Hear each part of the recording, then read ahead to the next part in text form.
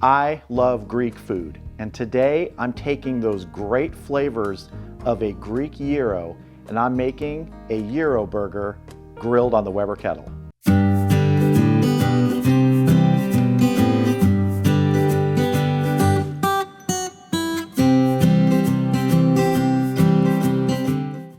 So first thing I want to get ready for this is our spice mixture for the meat, which is going to be 50-50 ground lamb and ground beef. We're going to start with a teaspoon of ground thyme, a teaspoon of paprika, a teaspoon of ground parsley, a teaspoon of ground rosemary, a teaspoon of ground black pepper, not cracked, we want ground, the fine sort of black pepper, a teaspoon of cumin, a teaspoon of ground oregano, a quarter teaspoon of chili powder, a quarter teaspoon of sea salt, a tablespoon of minced garlic, and I'm going to add maybe a half a tablespoon of olive oil.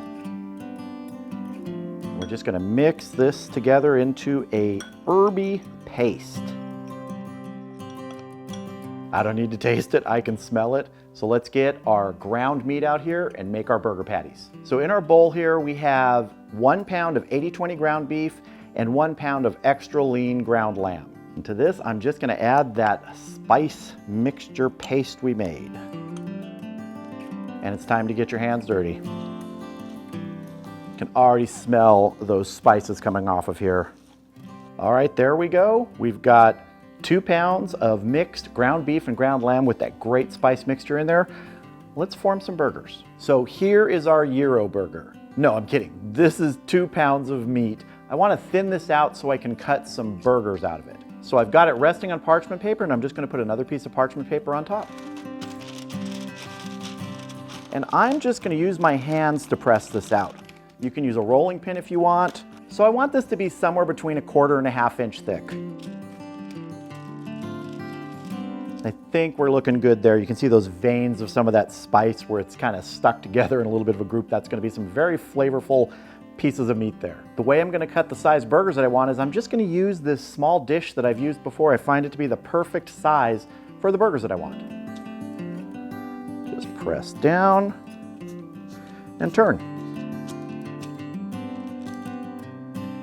Press down and turn.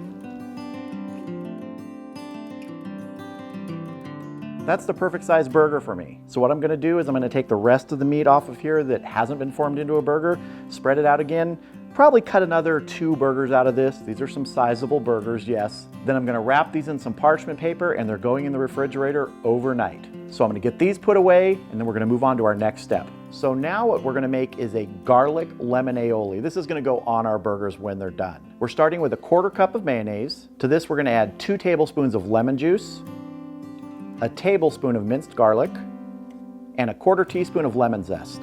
I'm just gonna mix this up slowly until it starts to thicken up and all that lemon juice won't slosh out of this little bowl. If some sloshes, it sloshes.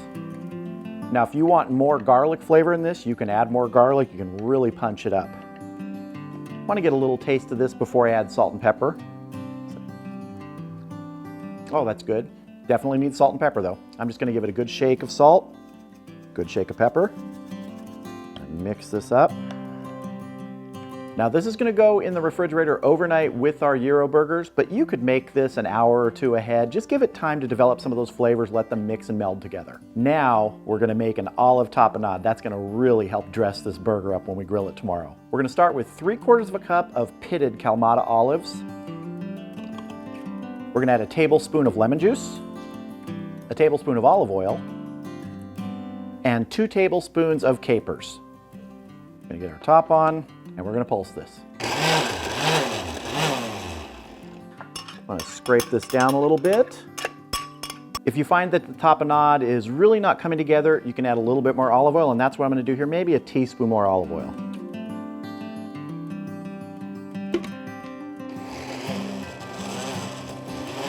I'm going to give this a taste to see if it needs salt or pepper, but I doubt it very seriously. Oh, that is really good. I love olives, and the addition of the capers to that is so nice. Lemon juice, just a little bit of that tang from them. this is gonna be good on that burger. So I'm gonna transfer this into a container. It's gonna go in the refrigerator along with our garlic lemon aioli and our burgers. All of them are gonna sit there overnight, and I'll see you tomorrow out at the Weber Kettle. All right, our burgers have been in the refrigerator overnight along with the sauce and the tapenade. Let's get our kettle ready. So I have the Weber Kettle set up with the vortex a little less than half full. I'm only gonna be grilling one of those burgers today, but these coals are nice and hot, but I wanna add one more thing to this. I wanna add a couple sticks of olive wood. I wanna get these burning, get some nice olive wood smoke because that works really great on beef and lamb. And grilling those burgers directly over some of this burning olive wood, some of the coals from it, is gonna be terrific. All right, I'm gonna put the lid on, let these burn down just a little bit, and then we'll be getting our Gyro Burger on. All right, I'm gonna go ahead and get my Gyro Burger on here on the side that's not directly over that still burning piece of olive wood.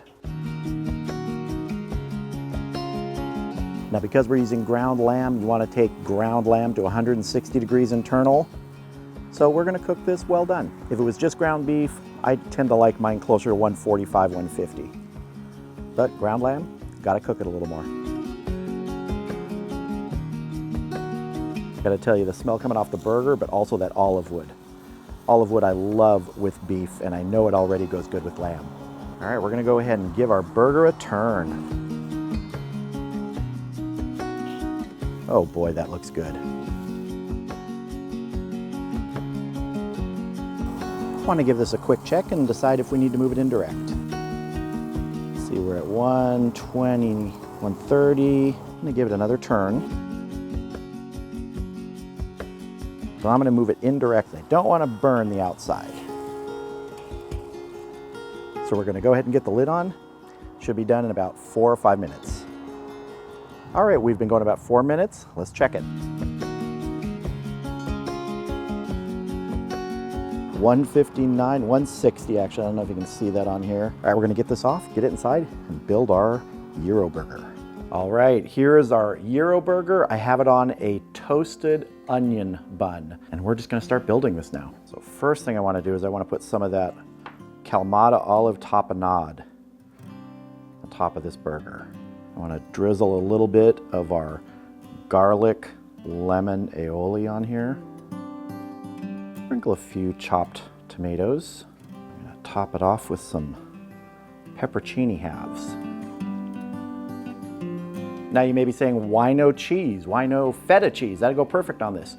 You know, you're probably right. If you want to put feta, you can, but I'm really not a big fan of feta, and I didn't want to slap pepper jack or something on this, so I'm just going like this today. I'm gonna spread a little bit more of our garlic lemon aioli on our top bun. It's gonna top our burger. That tells me it's time to taste. All right, I went ahead and I cut the burger in half so that we can get a good bite without it just falling all over me. There's a lot of juice in this. Even though it was cooked to 160, that lamb and that 80/20 ground beef has a lot of juice still. So let's see how it tastes. I gotta say, it tastes like a gyro. If you go to a Greek restaurant and you get a gyro wrapped in pita, that's what this tastes like. I'm not always a big fan of using a ton of spices. I've said in videos before, when I'm doing a rub or something, I like to use 5 or fewer if possible. I think this might have had 10 or more in it. Gotta say, it works. Those are the spices and the seasonings that go into gyro. This is awesome. The garlic lemon aioli, perfect with this. That Kalamata olive tapenade, perfect with this. The tomatoes, the pepperoncinis on top, nice addition.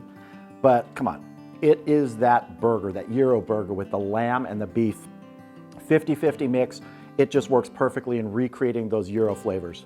So if you like those flavors from a gyro, but you don't really want to go the pita bread route, you can use a bun. You can turn it into a burger. Same spices, same seasonings. Grill it up outside on your kettle, on your gas grill.